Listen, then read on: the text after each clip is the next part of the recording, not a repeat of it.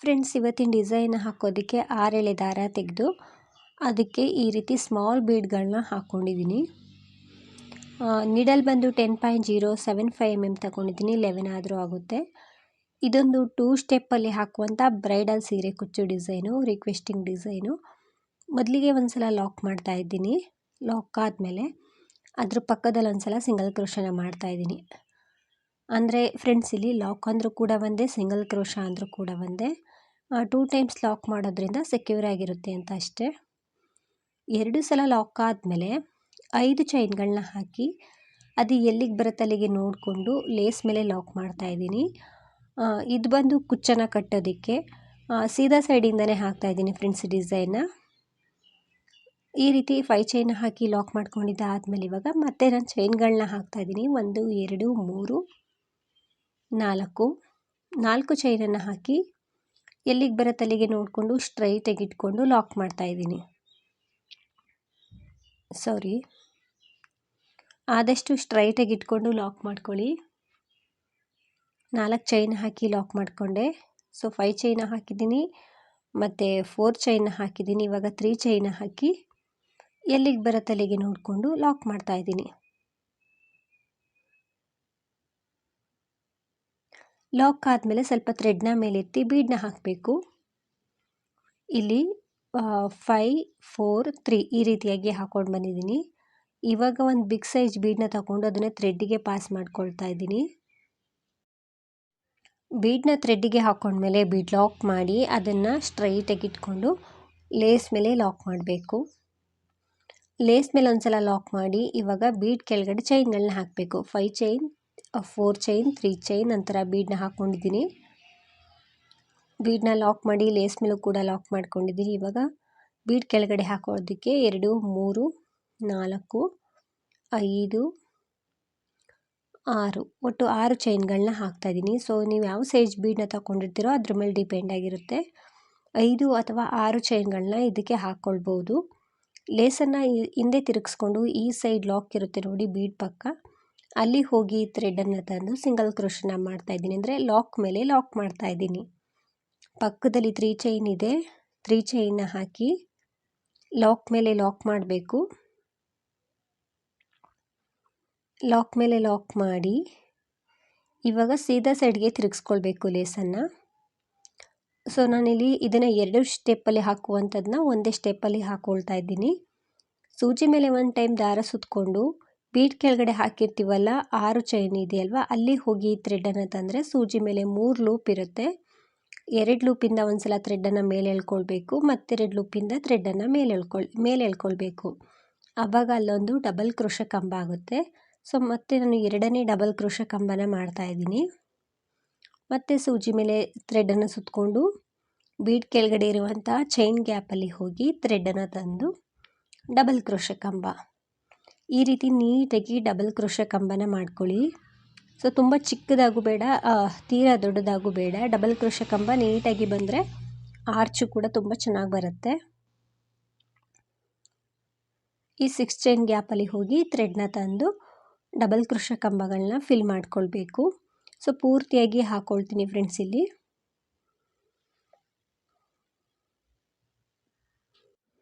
ಇಲ್ಲಿ ನಾನು ಒಟ್ಟು 13 ಡಬಲ್ ಕ್ರೋಶ ಕಂಬಗಳನ್ನ ಮಾಡ್ಕೊಂಡಿದ್ದೀನಿ. ನಂತರ ಅದೆಲ್ಲಿಗೆ ಬರುತ್ತೆ ಅಲ್ಲಿಗೆ ನೋಡಿಕೊಂಡು ಲೇಸ್ ಮೇಲೆ ಲಾಕ್ ಮಾಡ್ತಾ ಇದ್ದೀನಿ. ಇದನ್ನು ನೀವು 2 ಸ್ಟೆಪ್ಪಲ್ಲಾದರೂ ಹಾಕ್ಕೊಳ್ಬೋದು ಅಥವಾ ಒಂದೇ ಸ್ಟೆಪ್ಪಲ್ಲಿ ಈ ರೀತಿ ಆರ್ಚನ್ನಾದರೂ ಮಾಡ್ಕೊಳ್ಬೋದು. ಟೈಮ್ ಸೇವ್ ಆಗುತ್ತೆ. ಇವಾಗ ಈ ಸೈಡು 4 ಚೈನ್ ಇದೆಯಲ್ವ, ಹಾಗಾಗಿ ಈ ಸೈಡು ಕೂಡ ನಾವು 4 ಚೈನ್ನ ಹಾಕಬೇಕು. 1 2 3 4 ಎಲ್ಲಿಗೆ ಬರುತ್ತೆ ಅಲ್ಲಿಗೆ ನೋಡಿಕೊಂಡು ಲೇಸ್ ಮೇಲೆ ಲಾಕ್ ಮಾಡಬೇಕು. ಲಾಕ್ ಆದಮೇಲೆ ಇವಾಗ 5 ಚೈನ್ನ ಹಾಕಬೇಕು ಕುಚ್ಚನ್ನು ಕಟ್ಟೋದಕ್ಕೆ. 1 2 3 4 5 ಚೈನನ್ನು ಹಾಕಿ ಎಲ್ಲಿಗೆ ಬರುತ್ತೆ ಅಲ್ಲಿಗೆ ನೋಡಿಕೊಂಡು ಲೇಸ್ ಮೇಲೆ ಲಾಕ್ ಮಾಡ್ತಾ ಇದ್ದೀನಿ. ಲೇಸ್ ಮೇಲೆ ಲಾಕ್ ಮಾಡ್ಕೊಂಡ್ಮೇಲೆ 5 ಚೈನ್ ಆದಮೇಲೆ ನಾವು 4 ಚೈನನ್ನು ಹಾಕಬೇಕು. ಸ್ಟಾರ್ಟಿಂಗ್ ರೀತಿಯೇ 5 ಚೈನ್ ಆದಮೇಲೆ 4 ಚೈನ್ನ ಹಾಕಬೇಕು. ಎಲ್ಲಿಗೆ ಬರುತ್ತೆ ಅಲ್ಲಿಗೆ ನೋಡಿಕೊಂಡು ಲಾಕ್ ಮಾಡ್ತಾ ಇದ್ದೀನಿ.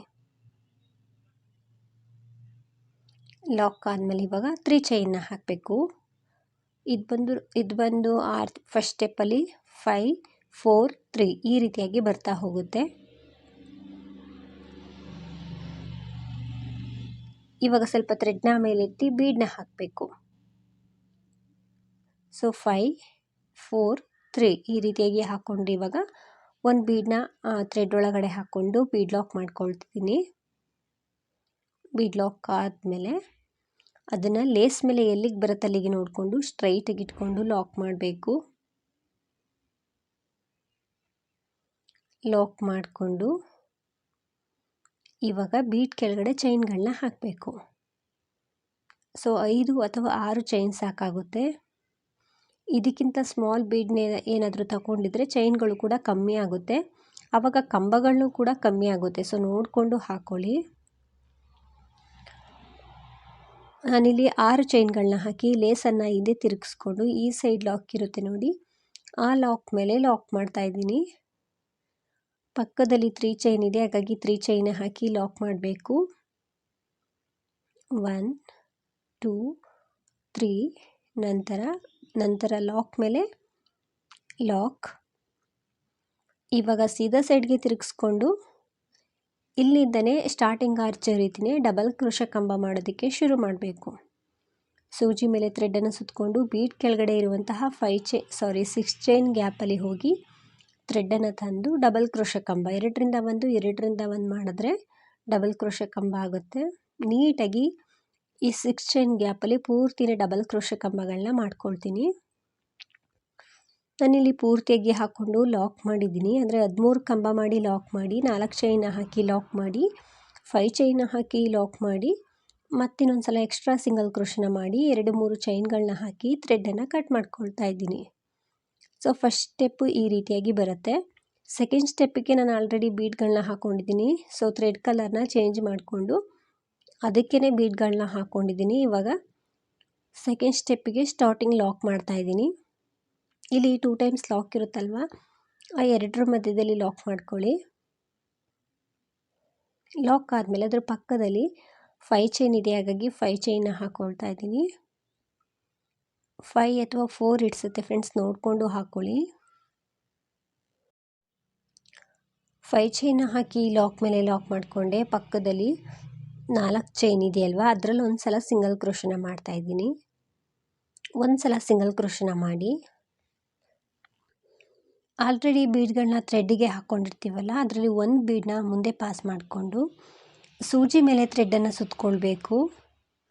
ಥ್ರೆಡನ್ನು ಸುತ್ತಕೊಂಡು ಇಲ್ಲಿ 3 ಚೈನ್ ಪಕ್ಕನೇ ಒಂದು ಹೋಲ್ ಗ್ಯಾಪ್ ಇರುತ್ತೆ, ಅದರಲ್ಲಿ ನಿಡಲ್ನ ಹಾಕಿ ಥ್ರೆಡನ್ನು ತಂದು ಬೀಡನ್ನ ಮುಂದೆ ಮಾಡಿಕೊಂಡ್ರೆ ಸೂಜಿ ಮೇಲೆ 3 ಲೂಪ್ ಇರುತ್ತೆ, 2ರಿಂದ 1. ಸೊ ಮತ್ತೆರಡು ಲೂಪ್ ಇರುತ್ತೆ, 2ರಿಂದ 1.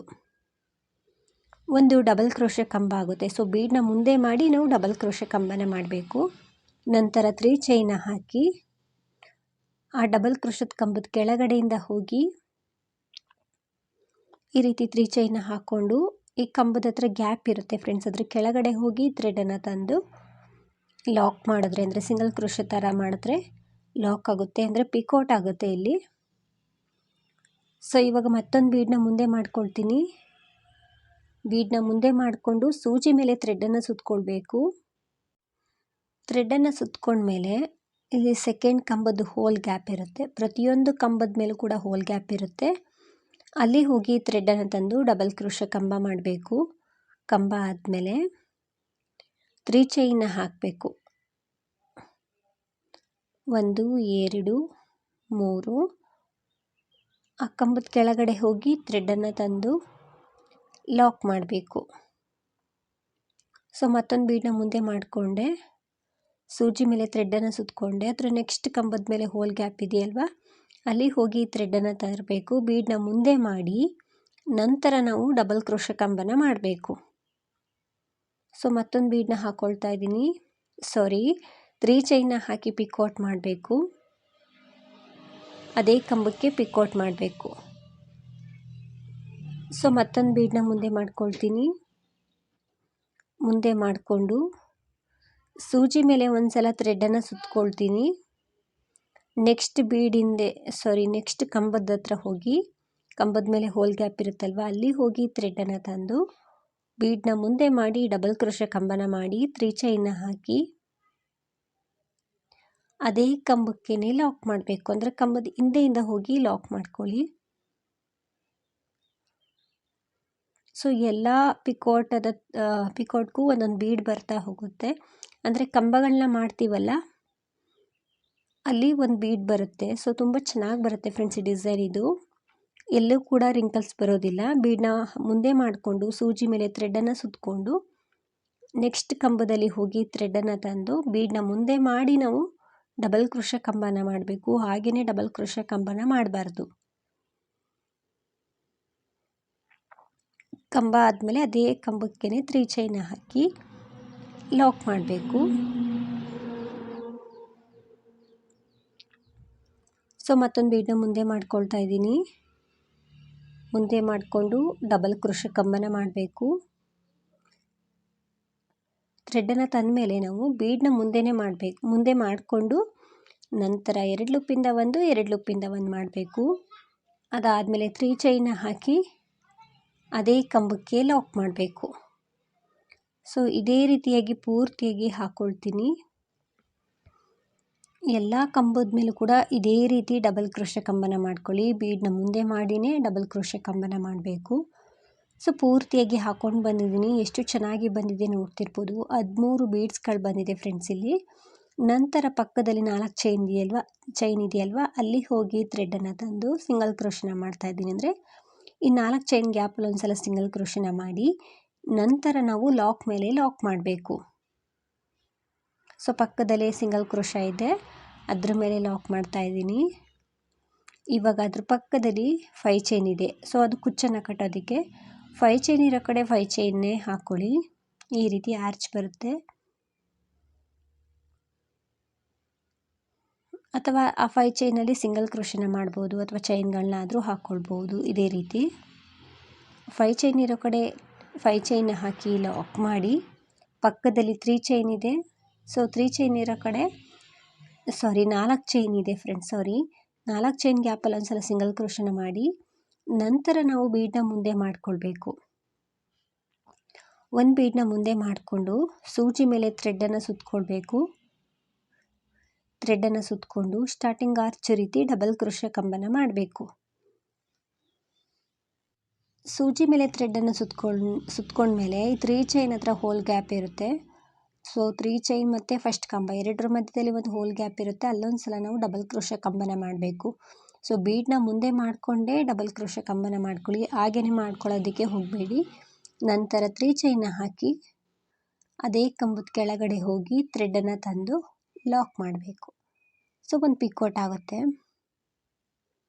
ಮತ್ತೊಂದು ಬೀಡನ್ನ ಮುಂದೆ ಪಾಸ್ ಮಾಡಿಕೊಂಡೆ ಸೂಜಿ ಮೇಲೆ ಥ್ರೆಡನ್ನು ಸುತ್ತಕೊಂಡು ಸೆಕೆಂಡ್ ಕಂಬದ ಮೇಲೆ ಹೋಲ್ ಗ್ಯಾಪ್ ಇರುತ್ತಲ್ವ ಅಲ್ಲಿ ಹೋಗಿ ಥ್ರೆಡನ್ನು ತಂದು ಡಬಲ್ ಕ್ರೋಶೆ ಕಂಬ ಆದಮೇಲೆ 3 ಚೈನ್ನ ಹಾಕಿ ಅದೇ ಕಂಬಕ್ಕೆ ಲಾಕ್ ಮಾಡಬೇಕು. ಫ್ರೆಂಡ್ಸ್ ಇದು ಬರೀ 2 ಸ್ಟೆಪ್ಪಲ್ಲಿ ಆಗುವಂಥ ಬ್ರೈಡಲ್ ಸೀರೆ ಕುಚ್ಚು ಡಿಸೈನು. ಇದಕ್ಕೆ ಬೇಕಿದ್ರೆ ನೀವು ಸ್ಟೋನ್ ಚೈನ್ ಎಲ್ಲ ಅಂಟಿಸ್ಕೊಳ್ಬೋದು. ತುಂಬ ಚೆನ್ನಾಗಿ ಕಾಣಿಸುತ್ತೆ. ನಾನು ಸೆಕೆಂಡ್ ಆರ್ಚನ್ನು ಕೂಡ ಕಂಪ್ಲೀಟ್ ಮಾಡ್ಕೊಂಡಿದ್ದೀನಿ. ಇಲ್ಲಿ 4 ಚೈನ್ ಇದೆಯಲ್ವ 4 ಚೈನು ಅಲ್ಲೊಂದು ಸಲ ಸಿಂಗಲ್ ಕ್ರೋಶನ ಮಾಡ್ತಾಯಿದ್ದೀನಿ. ಅದು ಎಲ್ಲಿಗೆ ಬರುತ್ತೆ ಅಲ್ಲಿಗೆ ಲಾಕ್ ಮಾಡ್ಕೊಳ್ಳಿ. ನಂತರ ಲೇಸ್ ಮೇಲೆ ಮಾಡಿರುವಂಥ ಸಿಂಗಲ್ ಕ್ರೋಶದ ಮೇಲೆ ಒಂದ್ಸಲ ಸಿಂಗಲ್ ಕ್ರೋಶನ ಮಾಡಬೇಕು.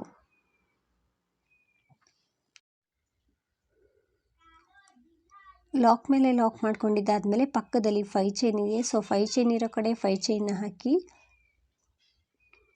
ಲಾಕ್ ಮೇಲೆ ಲಾಕ್ ಮಾಡಬೇಕು. ಸೊ ಇಲ್ಲಿ 2 ಸಲ ಲಾಕ್ ಇರುತ್ತೆ. 2 ಸಲನೂ ಕೂಡ ಮಾಡ್ಕೊಳ್ಬೋದು ಅಥವಾ ಒಂದೇ ಸಲನಾದರೂ ನೀವು ಲಾಕ್ ಮಾಡ್ಬೋದು.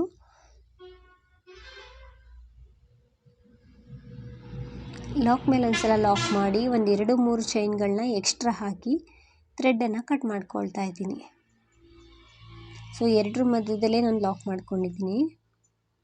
ಥ್ರೆಡನ್ನು ಕಟ್ ಮಾಡಿ ನಿಡಲ್ಲ ನಮ್ಮ ಸೈಡ್ ಎಳ್ಕೊಂಡ್ರೆ ಅದು ಟೈಟಾಗಿ ಕೂರುತ್ತೆ. ಈ 2 ಥ್ರೆಡನ್ನು ಕುಚ್ಚನ್ನು ಕಟ್ಟಬೇಕಿದ್ರೆ ಆ ಕುಚ್ಚು ಜೊತೆಗೇ ಸೇರಿಸ್ಕೊಂಡು ಕಟ್ಕೊಳ್ಳಿ. ಆವಾಗ ಫಿನಿಶಿಂಗ್ ಚೆನ್ನಾಗಿ ಕಾಣಿಸುತ್ತೆ. ಈ ರೀತಿ ಡಿಸೈನ್ ಬರುತ್ತೆ ಫ್ರೆಂಡ್ಸ್ ಪಿಕೋಟ್ ಡಿಸೈನು. ಸೊ ಗ್ರ್ಯಾಂಡಾಗಿ ಕಾಣಿಸುತ್ತೆ. ಈ ಬೀಡ್ಗಳ ಮೇಲೆ ಬಂದಿರೋ ರೀತಿ ಒಂಥರ ಫೆದರ್ ರೀತಿಯಾಗಿ ಕಾಣಿಸುತ್ತೆ. ಕುಚ್ಚನ್ನೆಲ್ಲ ಕಟ್ಟಿದ ಮೇಲೆ ಡಿಸೈನ್ ಈ ರೀತಿ ಕಾಣಿಸುತ್ತೆ. ಸೊ ಪ್ರೈಸ್ ಬಂದು ಇದಕ್ಕೆ ಒಂದು 600-700 ಅರೌಂಡ್ ಚಾರ್ಜ್ ಮಾಡ್ಬೋದು. ನಿಮ್ಮ ಪ್ಲೇಸ್ ಮೇಲೆ ಡಿಪೆಂಡ್ ಆಗಿರುತ್ತೆ. ಇಷ್ಟೇ ಅಂತ ಹೇಳೋಕ್ಕಾಗಲ್ಲ, ಹೆಚ್ಚು ಕಡಿಮೆ ಮಾಡ್ಕೊಳ್ಬೋದು. ಡಿಸೈನ್ ಅಂತೂ ತುಂಬ ಚೆನ್ನಾಗಿ ಬರುತ್ತೆ, ತುಂಬ ಈಸಿ ಇದೆ, ಕಷ್ಟ ಏನಿಲ್ಲ. ಒಂದು 2 ಸ್ಟೆಪ್ಪಲ್ಲಿ ಹಾಕುವಂಥ ಬ್ರೈಡಲ್ ಸೀರೆ ಕುಚ್ಚು ಡಿಸೈನು. ಸೊ ಇದನ್ನು 3 ಕಲರಲ್ಲಾದರೂ ಹಾಕ್ಕೊಳ್ಬೋದು, ಅಂದರೆ 3 ಸ್ಟೆಪ್ಪಲ್ಲಾದರೂ ಹಾಕ್ಕೊಳ್ಬೋದು. ಫ್ರೆಂಡ್ಸ್, ಈ ಡಿಸೈನ್ ಎಲ್ರಿಗೂ ಕೂಡ ಇಷ್ಟ ಆಗಿದೆ ಅಂದ್ಕೊಳ್ತೀನಿ. ನೀವೇನಾದರೂ ಫಸ್ಟ್ ಟೈಮ್ ನೋಡ್ತಿದ್ರೆ ಹೊಸಬ್ರಾಗಿದ್ದರೆ ಪ್ಲೀಸ್ ನಮ್ಮ ಚಾನಲ್ನ ಸಬ್ಸ್ಕ್ರೈಬ್ ಮಾಡಿ ಸಪೋರ್ಟ್ ಮಾಡಿ. ಹಾಗೆಯೇ ಫೇಸ್ಬುಕ್ಕಲ್ಲಿ ಏನಾದರೂ ನೋಡ್ತಿದ್ರೆ ಫೇಸ್ಬುಕ್ ಪೇಜನ್ನು ಫಾಲೋ ಮಾಡಿ. ಆದಷ್ಟು ವಿಡಿಯೋನ ಲೈಕ್ ಮಾಡಿ, ಶೇರ್ ಮಾಡಿ. ನೀವೊಮ್ಮೆ ಟ್ರೈ ಮಾಡಿ ಫ್ರೆಂಡ್ಸ್. ಡಿಸೈನ್ ತುಂಬ ಚೆನ್ನಾಗಿ ಬರುತ್ತೆ, ತುಂಬ ಈಸಿ ಇದೆ. Thank you for watching. Thank you.